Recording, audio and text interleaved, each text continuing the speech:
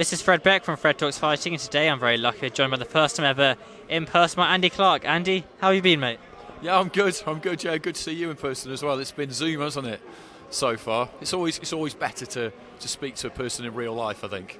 Yeah, real life is way better than Zoom, but Zoom's a lot easier, I guess. You just have to go sit at your desk and log on, but in person is a lot more fun as well. So tell me about this event, Andy. What was it like commentating aside Rob Tebbutt? Good. Yeah, good. I mean, he'd never done it before, so I was pretty impressed, actually.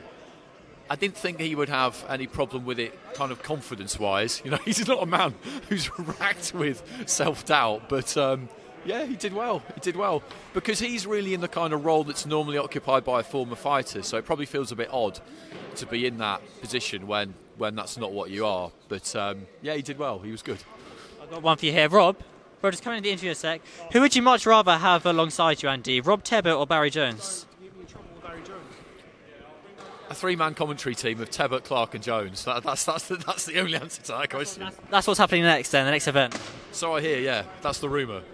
Now, I've seen a lot of you on kind of Boxing Social, obviously the podcast as well. Do you get free merchandise as well? Poster, mug, T-shirts? No, nothing at all. I got an Uber. I get an Uber every now and again and a bagel. That's basically it.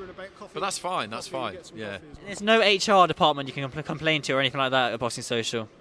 No, well, I mean, if there is one, then Rob's not divulged the details to me yet.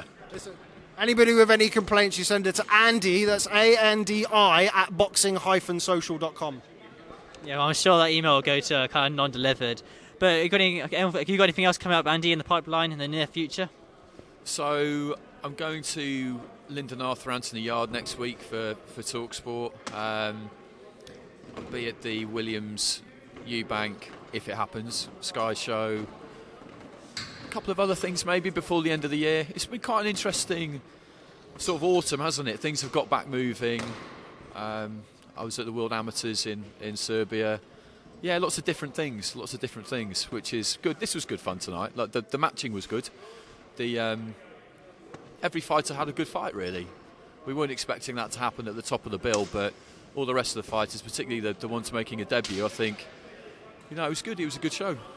Was it the fourth round that Harvey got hit, kind of that body shot that hurt him? Yeah, it was the fourth round. He got put down by the body shot and then stopped. And it was quite surprising how kind of quickly, not he fell apart. That would be unkind on his opponent. It was quite surprising how quickly he took him out. But there was a long time left in the round when he got hit by the body shot, and then he was desperately protecting his body. You could see him. Can't get my hands out of my pockets.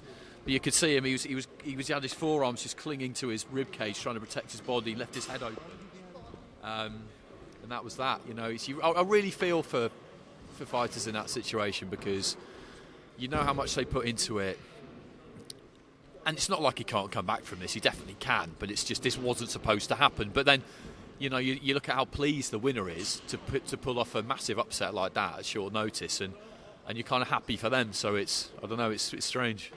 Yeah, it certainly is. I mean, no one really expected that. Obviously, it'd be nice because Harvey Horner had his brother on the undercard as well. Obviously, Johnny Fisher is in support. Just one more thing. Do you prefer to commentate on amateur boxing or professional boxing?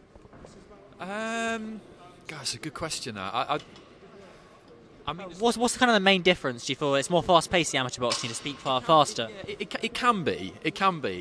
There are only 3-round fights as well, so if you get a bad one, you haven't got long to wait until you see the next one.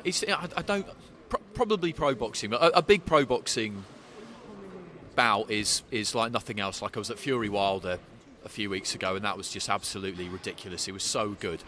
The overall standard is probably better in elite level amateur fighting, or there's more even fights. Because they're in a tournament and it's not. Yeah, that's it. Yeah, there's more 50-50s.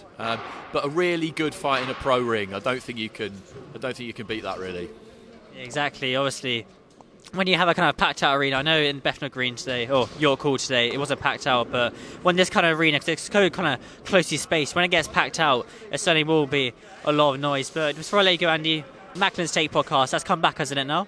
Yeah, that's right. Yeah, we had quite a long break in the summer in the end. But yeah, we're back. We're doing one we had Joe Gallagher last week. I think we're doing one with John Pegg tomorrow. We were supposed to sort someone out earlier in the week, and we didn't. So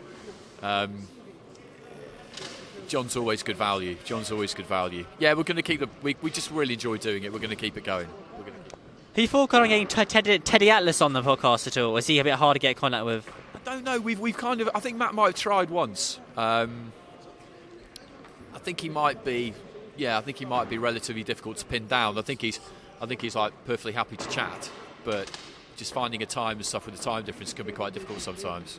Yeah, I know, especially if you're doing a podcast, well, obviously with yourself and Matthew Macklin, you've got to fit times in. Even if I'm interviewing someone else, when you're trying to organise times, especially with time zones within another country, it can get a bit awkward. But Andy, we'll catch up soon then, mate. We'll talk on Zoom. Now, you ready for a Zoom interview next week or something? Half hour? Yeah, if you want.